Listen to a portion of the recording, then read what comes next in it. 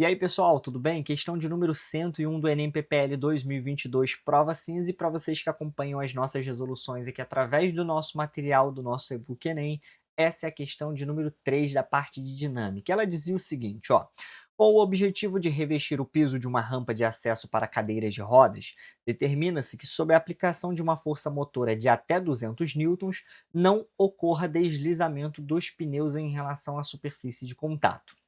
Considera-se que a força normal que atua sobre o conjunto cadeira e cadeirante é de 800 newtons. E o quadro a seguir indica ali alguns materiais e seus respectivos coeficientes de atrito estático com a borracha dos pneus e seus custos referentes ali ao metro quadrado instalado, né, no caso do piso. Cada cifrão indica uma unidade monetária genérica. E aí aqui nós temos uma tabela aí com cimento, mármore, madeira, carpete e lona. Qual revestimento apresenta o menor custo, além de garantir que a cadeira de rodas passe pela rampa sem o risco de escorregamento? Questão relativamente simples, desde que você entendesse a proposta ali que foi apresentado, né? Basicamente aqui é o seguinte, pessoal, nós temos aí uma rampa, né? Vamos colocar essa rampa mais aqui em cima. Nós temos aí uma rampa em que um cadeirante ele tem que ser capaz, né, de subir essa rampa ou de se manter ali no meio dessa rampa, né, parado sem deslizar, aplicando o que? Aplicando uma força motora de 200 newtons. Então, basicamente aqui, pessoal, é o seguinte, para eu não gastar os meus talentos com desenho aqui, eu vou colocar uma bolinha representando aí o nosso cadeirante. Então, imagine que essa bolinha seja o nosso cadeirante com a cadeira de rodas e a roda em especial. Ponto, tá aqui. Aí, nesse caso, nós temos aqui, nessa situação, uma força peso para baixo, que não foi informado ali pelo problema, mas você também não precisava calcular ela. Nós vamos ter aqui a nossa força normal, né, que é a força de contato entre a cadeira de rodas e a superfície aqui, ó, formando 90 graus com a superfície do plano inclinado. É o padrão da força normal, né, formando 90 graus com a superfície do plano inclinado. E agora você tinha que enxergar a seguinte situação: a roda da cadeira de rodas, ela gira, obviamente, né? E aí ela gira, vamos imaginar, no sentido horário aqui. Imagina que o cadeirante ele vai fazer uma forcinha ali para frente, fazendo a roda girar no sentido horário.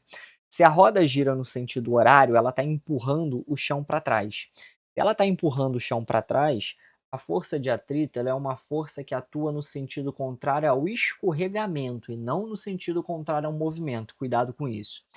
Isso significa que a força de atrito, então, ela vai estar apontando para frente, porque a tendência desse cadeirante, né, a tendência dessa cadeira de rodas, no caso de escorregar, é de escorregar para trás. Então, o atrito ele atua para frente, simples assim. E aí, a força que o cadeirante tem que fazer, então, para manter esse sistema em equilíbrio, é aqui, ó. Imagina que isso daqui fosse a roda, ele tem que segurar aqui na ponta da roda e ele tem que fazer uma forcinha para frente. E a força que ele vai fazer é justamente a força que nós vamos chamar de força motora. Então, a força motora é a força que esse cadeirante vai fazer para que ele consiga se manter em equilíbrio. Motora, prontinho. É muito comum a gente usar essa palavra, né? Força motora na física. E aí, cara, vamos lá. Essa força motora foi dado para você ali como sendo de 200 newtons, né? Foi dado uma força motora de 200 newtons. Se esse cadeirante vai ficar em equilíbrio ali, né, ou melhor, se ele não vai escorregar, significa que essa força de atrito ela pode ser então 200 newtons, né, no máximo o mesmo valor da força motora. Então aqui 200 newtons. Ah, mas e se a força de atrito fosse maior, fosse, sei lá, 300, ele teria que fazer uma força de 300 para poder equilibrar ali com a força de atrito. Simples assim. Aí é claro, né, existe a componente das forças aqui. Existe, mas a gente não precisa se preocupar com elas. Nós temos aqui, olha, o PY, que é a componente Y do peso, e nós temos aqui para trás ainda o PX, que é a componente X do peso. Só que isso não vai influenciar no nosso cálculo, isso não vai influenciar aí na nossa situação, porque o que nos interessa é somente aquela força de atrito para que ele não escorregue. E aí você precisava lembrar agora o seguinte: força de atrito, a FAT, ela tem uma fórmula, né? É μ multiplicado pela força normal. E aí a força de atrito, então, como nós vimos, tem que ser exatamente igual à força motora para que ele fique ali em equilíbrio, né? Ou melhor, para que ele não escorregue. E aí, então, 200 vai ter que ser igual ao coeficiente de atrito μ multiplicado por 800 aqui, que é a força normal que foi dada. Cancela os dois zeros desse lado com dois zeros desse lado, passa o 8 dividindo e nós teremos aqui que o μ equivale então a 2 sobre 8. 2 sobre 8 é 1 sobre 4, então quer dizer que o μ ele tem que ser pelo menos 0,25. Pode ser maior do que 0,25? Pode ser maior do que 0,25, porque aí no caso, né, qualquer atrito superior a isso vai fazer com que ele faça menos força para ele se manter em equilíbrio, porque assim a rugosidade ali da superfície vai ser maior. Então, quando eu olho aqui, olha, não pode ser cimento, de forma alguma. Porque se for cimento, né, o coeficiente de atrito é menor, então vai fazer com que ele escorregue mais facilmente. Isso significa que ele vai ter que fazer uma força motora maior, e não é esse o nosso objetivo.